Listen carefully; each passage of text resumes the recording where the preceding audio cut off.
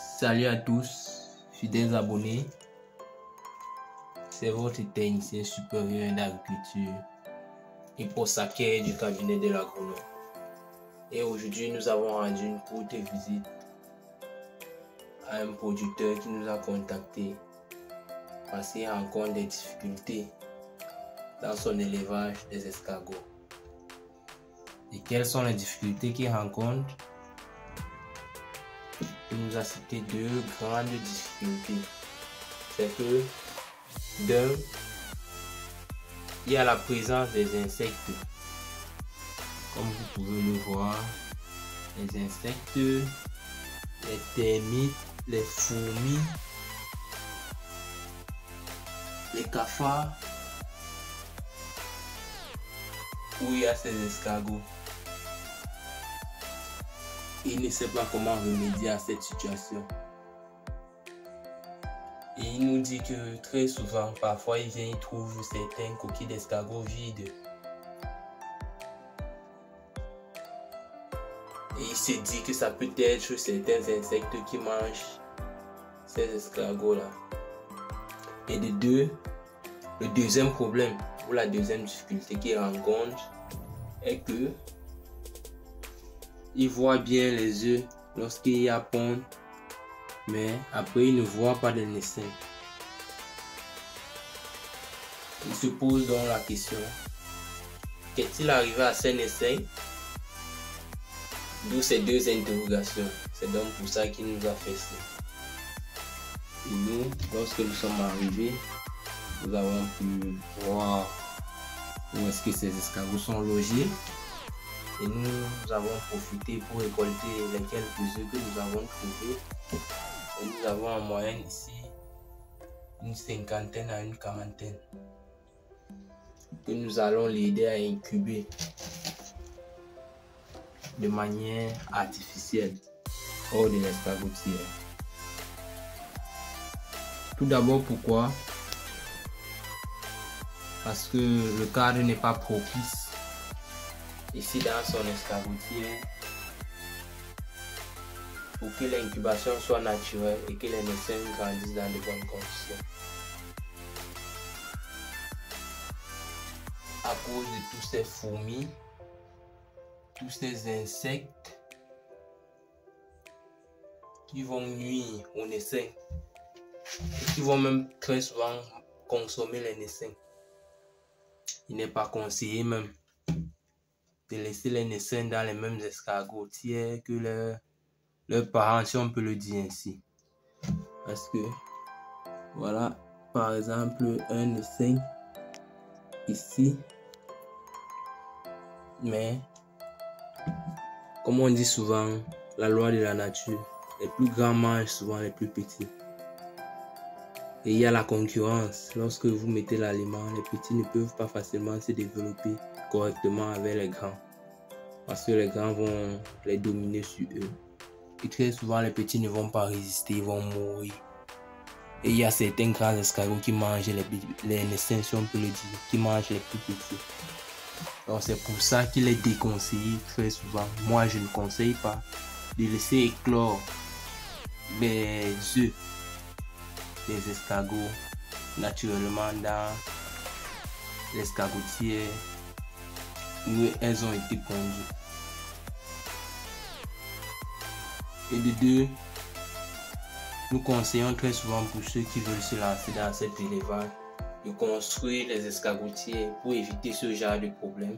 Parce que lorsque nous construisons des escargotières, nous pouvons facilement contrôler l'attaque des insectes, des termites et d'autres parasites qui peuvent s'introduire dans notre escargotière et pouvoir nuire nos escargots. Parce que après avoir construit notre escargotière, nous allons stériliser et désinfecter notre terreau, c'est-à-dire notre substrat, qui est en quelque sorte la terre où nos escargots seront, afin de détruire les microbes, les germes, leurs œufs et autres qui seront déjà dans le substrat ou la terre que nous aurons pris pour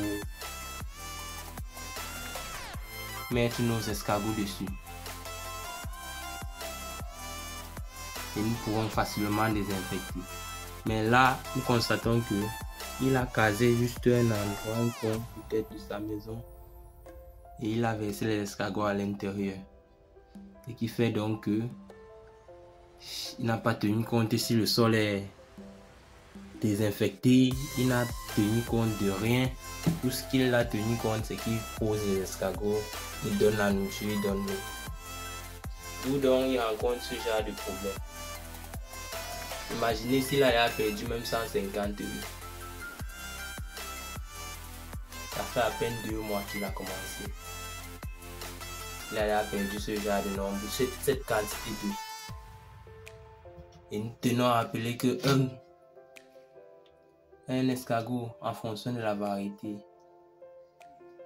Et s'ils sont bien nourris, comme nous voyons, il est nourri ici avec la Provence. Et comme nous le conseillons à tous nos producteurs, c'est pour optimiser le rendement de ponte et la croissance des escargots.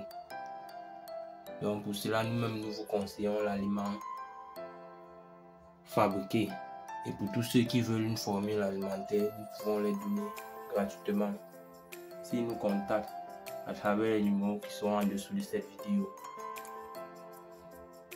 Donc, nous pouvons dire que pour résumer, pour résoudre son problème ici, il faut un qui désinfecte déjà. Il peut désinfecter avec désinfectant ou insecticide naturel comme le NEM. Il prend l'huile de NEM, il utilise ça comme désinfectant ici. Ou il peut encore utiliser le moringa. Il prend les feuilles de moringa, il masse, il pulvérise.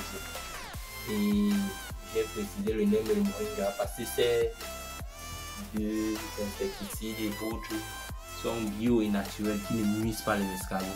Au contraire, les escargots sont même très à l'aise en leur présence.